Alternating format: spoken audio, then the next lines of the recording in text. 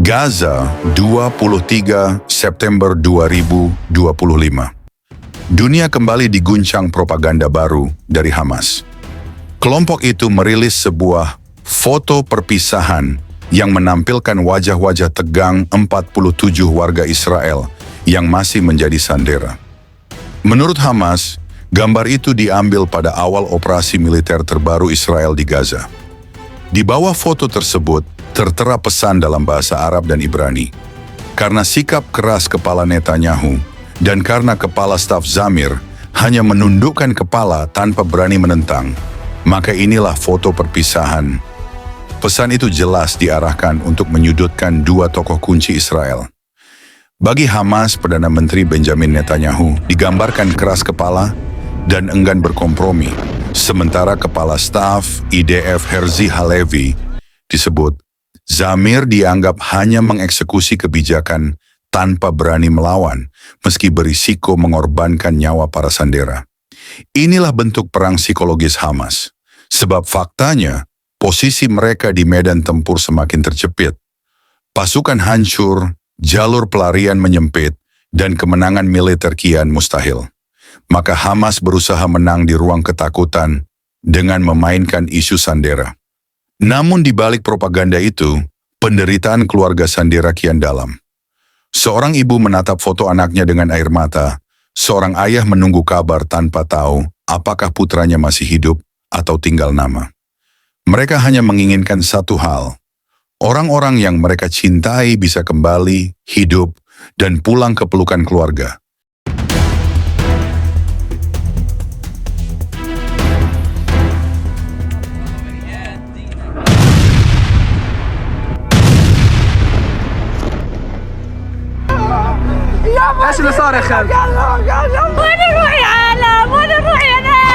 Situasi makin rumit setelah Fox News melaporkan bahwa Hamas telah mengirim surat kepada Presiden AS Donald Trump. Dalam surat itu, Hamas menawarkan pembebasan separuh dari 48 sandera yang tersisa sebagai imbalan gencatan senjata selama 60 hari di Gaza. Seorang pejabat senior pemerintahan Trump dan sumber yang terlibat dalam negosiasi mengonfirmasi keberadaan surat tersebut.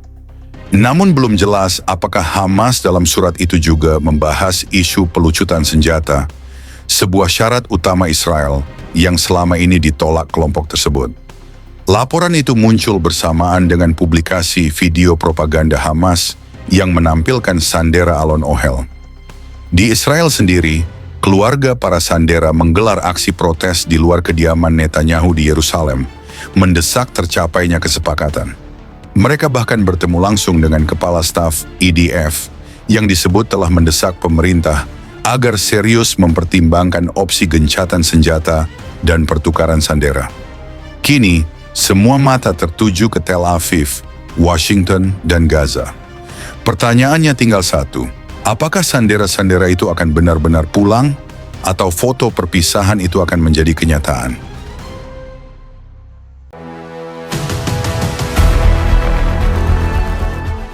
Bayangkan sebuah foto.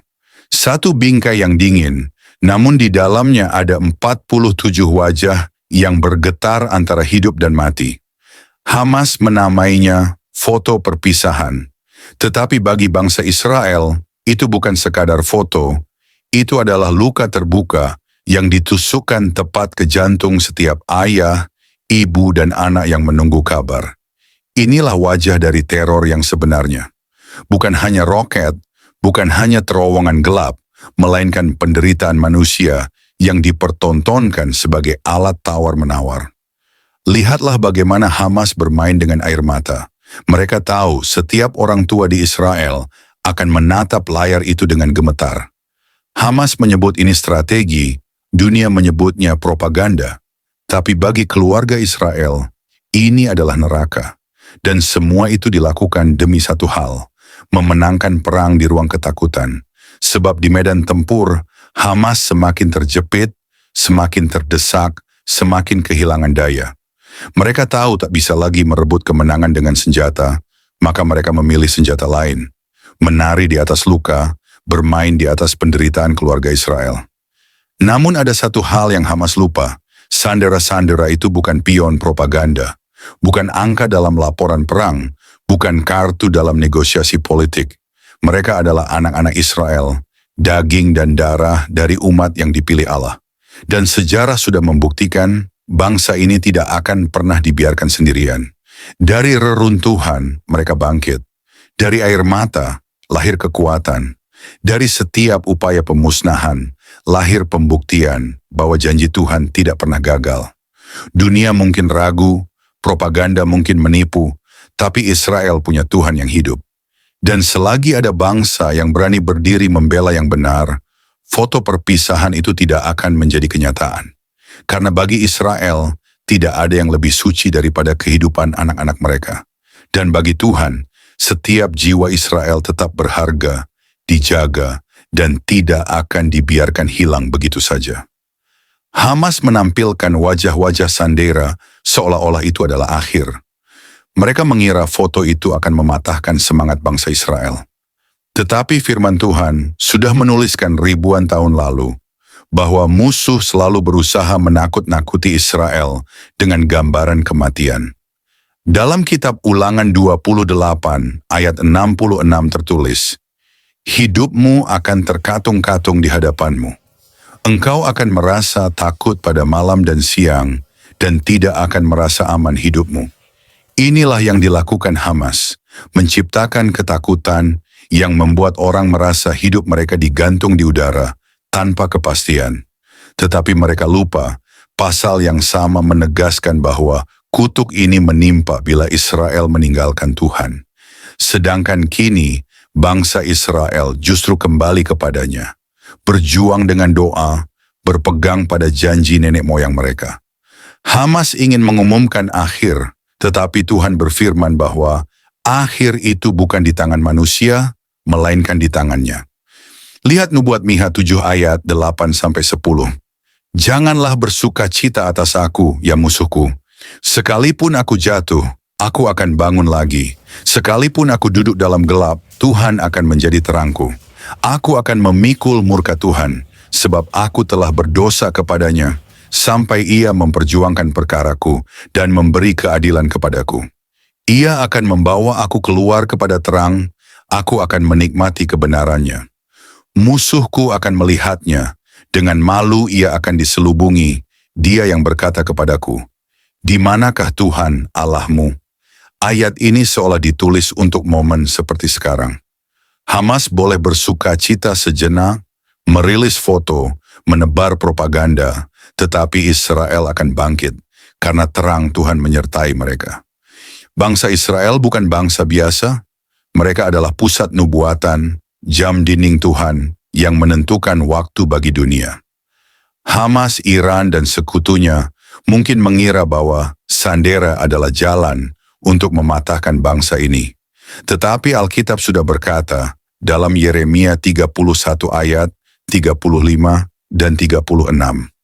"Beginilah firman Tuhan yang memberi matahari untuk menerangi siang, peraturan bulan dan bintang-bintang untuk menerangi malam, yang mengharu birukan laut sehingga gelombang-gelombangnya ribut. Tuhan semesta alam namanya. Jika hukum-hukum ini lenyap dari hadapanku, demikianlah firman Tuhan, maka keturunan Israel pun akan berhenti menjadi bangsa di hadapanku untuk selamanya." Artinya jelas, selama matahari masih terbit, selama bulan dan bintang masih bersinar, Israel tidak akan pernah lenyap. Hamas boleh mengancam dengan foto perpisahan, tetapi tidak ada perpisahan sejati bagi bangsa Israel, karena Tuhan sudah menandatangani perjanjian kekal. Apa yang Hamas lakukan hari ini bukanlah hal baru. Ribuan tahun lalu, Alkitab sudah mencatat satu bangsa yang menyimpan dendam tak berkesudahan terhadap Israel, yaitu Edom, keturunan Esau. Seperti Edom, Hamas tidak menyerang dengan keberanian ksatria, melainkan dengan kebencian yang membara, buta, dan tanpa belas kasihan. Mereka menunggu saat Israel lemah, lalu menebas dari belakang. Mereka memelihara dendam, bukan sekadar perbedaan politik, melainkan kebencian yang diwariskan dari generasi ke generasi. Alkitab menyingkapkan karakter roh Edom ini. Yehezkiel 35 ayat 5 berkata, Oleh karena engkau menaruh dendam yang tak berkesudahan dan menyerahkan orang Israel kepada pedang pada waktu mereka ditimpa malapetaka, pada waktu kesalahannya mencapai puncak. Tetapi firman Tuhan sudah menetapkan akhir bagi Edom. Obadja 1 ayat 10 menubuatkan, karena kekerasan yang dilakukan terhadap saudaramu Yakub, maka engkau akan ditutupi malu dan lenyap untuk selamanya. Inilah vonis rohani atas Hamas. Kebencian abadi tidak akan menghasilkan kemenangan, melainkan kehancuran abadi. Mereka bisa menulis foto perpisahan, tetapi Tuhan sudah menulis akhir mereka. Sama seperti Edom ditutupi malu karena membenci Yakub, Hamas pun akan ditelanjangi di hadapan dunia karena kebenciannya kepada Israel. Kini dunia menatap dengan tegang. Apakah Sandera akan pulang atau foto itu akan menjadi kenyataan? Jawaban akhirnya tidak ada di meja negosiasi Trump, tidak ada di strategi Netanyahu, tidak ada di terowongan Gaza. Jawaban itu ada di tangan Tuhan Israel. Yesaya 49 ayat 25 dan 26 berkata, "Tetapi beginilah firman Tuhan, tawanannya pahlawan akan dirampas dan jarahan orang gagah akan luput. Sebab aku sendiri akan melawan orang yang melawan engkau, dan aku akan menyelamatkan anak-anakmu. Aku akan memberi makan kepada orang yang menindas engkau dengan dagingnya sendiri, dan mereka akan mabuk oleh darahnya sendiri, seperti oleh anggur. Maka seluruh manusia akan mengetahui bahwa Aku Tuhan adalah juru selamatmu dan penebusmu yang maha kuat dari Yakub." Janji ini bukan janji kosong. Tuhan sendiri yang berfirman bahwa anak-anak Israel akan diselamatkan, bahwa musuh akan dipermalukan oleh tangannya sendiri. Maka sekalipun dunia gemetar melihat foto itu, kita yang percaya firman tahu, itu bukan foto perpisahan, melainkan foto ujian iman. Foto yang akan menjadi saksi bahwa bahkan di tengah ketakutan, Tuhan Israel tetap hidup, dan Dia akan menebus umatnya. Renungan, ingatlah ini. Hamas boleh menulis narasi perpisahan, tetapi Tuhan sedang menulis babak kemenangan. Dunia boleh menebar keraguan, tetapi Tuhan sedang menunjukkan kuasanya. Dan setiap sandera Israel tetap berharga di hadapannya, satu pun tidak akan dilupakan. Saudara-saudari terkasih dalam Kristus, terima kasih sudah mendengarkan renungan firman Tuhan sore ini. Bukan suatu kebetulan jika saudara ada di sini saat ini. Tuhan sendiri yang mengatur langkahmu, Tuhan sendiri yang mengetuk pintu hatimu, dan Tuhan sendiri yang menanamkan firman-Nya ke dalam jiwamu sore ini. Biarlah setiap kebenaran yang telah kita dengar tidak berhenti hanya di telinga, tetapi menembus hati, mengalir dalam pikiran, dan diwujudkan dalam perbuatan. Renungan ini bukan hanya perenungan, ini adalah panggilan. Panggilan untuk bertobat, panggilan untuk kembali, panggilan untuk bangkit, dan berjalan dalam kebenaran yang sejati. Karena kita tidak tahu berapa banyak sore lagi yang Tuhan izinkan untuk kita. Kita tidak tahu apakah esok masih milik kita. Tapi hari ini, sore ini, adalah anugerah yang tidak boleh disia-siakan. Mungkin ada banyak hal yang belum saudara mengerti, banyak luka yang belum sembuh, banyak doa yang belum terjawab. Tapi percayalah, Tuhan tidak pernah tutup telinga terhadap jeritan jiwa yang jujur, dan tidak pernah tutup mata terhadap air mata yang jatuh dalam diam. Tinggallah dalam kasih-Nya, berjalanlah dalam terang-Nya, dan peliharalah imanmu sampai akhir. Sore ini mungkin telah berakhir, tetapi firman yang telah tertanam dalam hati kita, biarlah itu terus tumbuh, menguatkan, menyucikan, dan membentuk kita menjadi serupa dengan Kristus. Bukan hanya hari ini, tapi sampai hari di mana kita bertemu muka dengan Dia yang kita imani. Jangan lelah melakukan yang baik. Jangan menyerah meski badai belum reda. Tetaplah percaya bahwa Tuhan tidak pernah melepaskan tangan-Nya dari orang-orang yang berharap kepadanya. Sampai jumpa di renungan firman Tuhan berikutnya. Tetap setia, tetap menyala dalam kasih, dan tetap berjalan bersama Sang Gembala Agung, Yesus Kristus yang hidup dan akan datang kembali. Tuhan Yesus memberkati saudara semua. Mari kita berdoa. Terima kasih Tuhan Yesus. Terima kasih untuk sore yang penuh anugerah ini. Untuk setiap napas yang masih Kau izinkan berhembus dalam tubuh kami.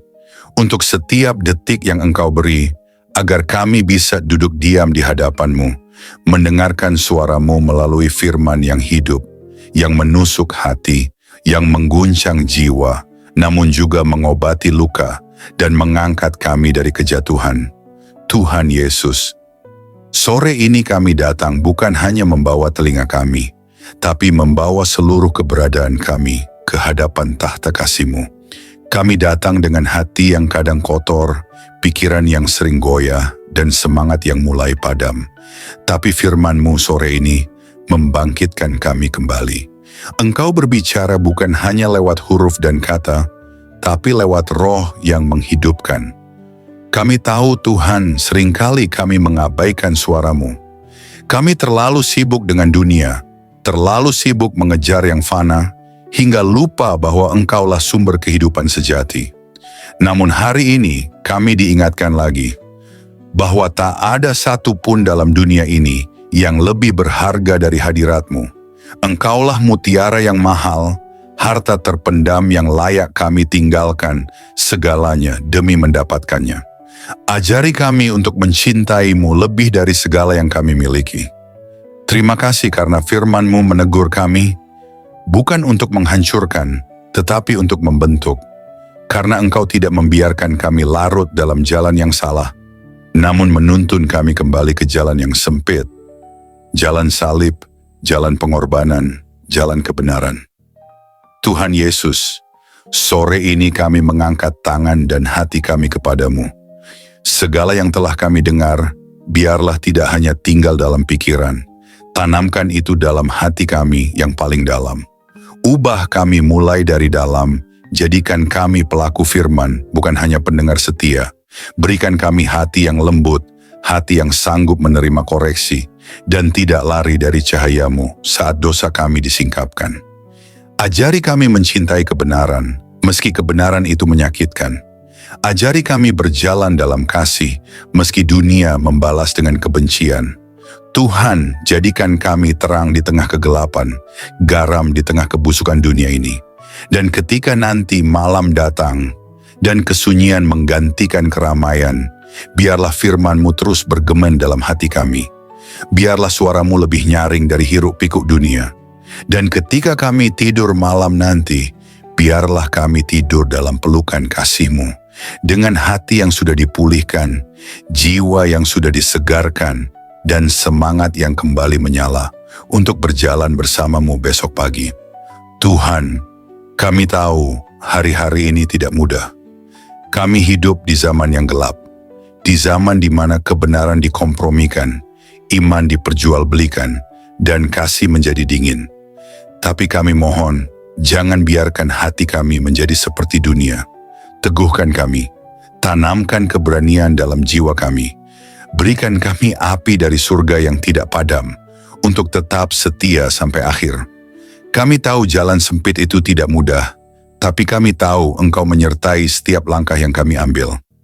Meskipun air mata kami jatuh, Engkau mengumpulkannya dalam kirbat-Mu. Meskipun kami berjalan dalam lembah kelam, Engkau tetap setia menggandeng tangan kami. Kami tidak sendiri, kami tidak ditinggalkan. Berkati setiap orang yang mendengar renungan sore ini, dimanapun mereka berada, apapun pergumulan mereka, biarlah kasih-Mu menjamah dan menjawab mereka satu persatu. Angkat yang tertunduk, pulihkan yang remuk, dan kuatkan yang nyaris menyerah. Sore ini, kami pulang dari hadapan firman-Mu, bukan sebagai orang yang sama, tapi sebagai orang yang telah disentuh surga. Kami pulang dengan damai, kami pulang dengan harapan baru, kami pulang dengan keyakinan bahwa Engkau tetap berdaulat di atas segala hal yang tidak kami mengerti. Dan jika malam ini adalah malam terakhir kami di dunia ini, biarlah kami ditemukan tetap setia, tetap percaya, dan tetap memandang wajah-Mu. Kami rindu saat Engkau datang kembali Tuhan. Kami rindu melihat langit terbelah, malaikat meniup sangkakala, dan Engkau turun dengan kemuliaan. Jadikan kami mempelai yang siap. Jadikan kami gereja yang berjaga-jaga. Jadikan kami umat yang tidak tertidur. Kami tidak ingin Engkau datang tiba-tiba, dan kami masih bermain-main dengan dunia. Bangunkan kami Tuhan, sadarkan kami, segarkan kami, dan kuduskan kami hari demi hari. Terima kasih Tuhan Yesus. Segala pujian hanya bagi-Mu, segala kemuliaan hanya bagi nama-Mu, dan segala hidup kami hanya bagi kehendak-Mu. Dalam nama Tuhan Yesus Kristus, Tuhan yang hidup, Tuhan yang akan datang kembali, kami menutup renungan sore ini dengan penuh syukur dan kerendahan hati. Amin. Mari kita berdoa. Bapa kami. Bapa kami yang di sorga, dikuduskanlah nama-Mu. Datanglah kerajaan-Mu, jadilah kehendak-Mu di bumi seperti di sorga. Berikanlah kami pada hari ini makanan kami yang secukupnya. Dan ampunilah kami akan kesalahan kami, seperti kami juga mengampuni orang yang bersalah kepada kami. Dan janganlah membawa kami ke dalam pencobaan, tetapi lepaskanlah kami daripada yang jahat. Karena Engkaulah yang mempunyai kerajaan dan kuasa dan kemuliaan sampai selama-lamanya. Amin.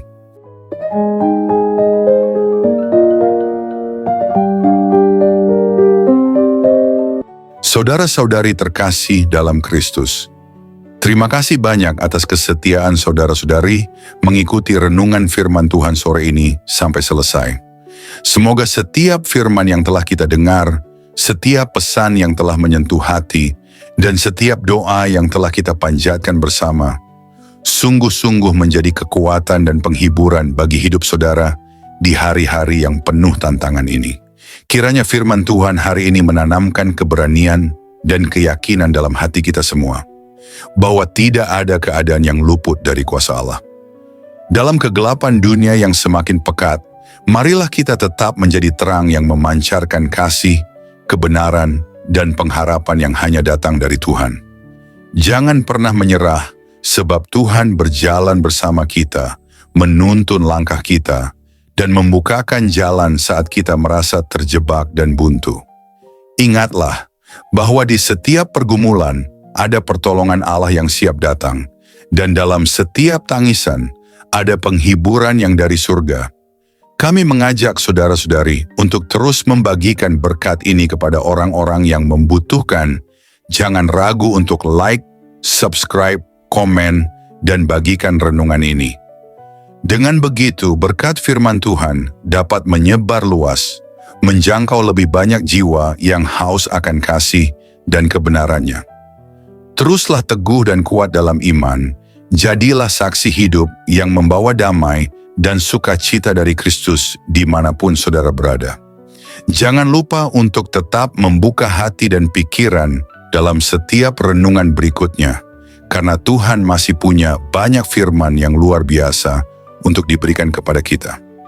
Sampai bertemu lagi di renungan firman Tuhan sore berikutnya, dengan harapan dan doa agar Tuhan selalu menyertai langkah saudara-saudari semua, melindungi, memberkati, dan menguatkan dalam setiap keadaan.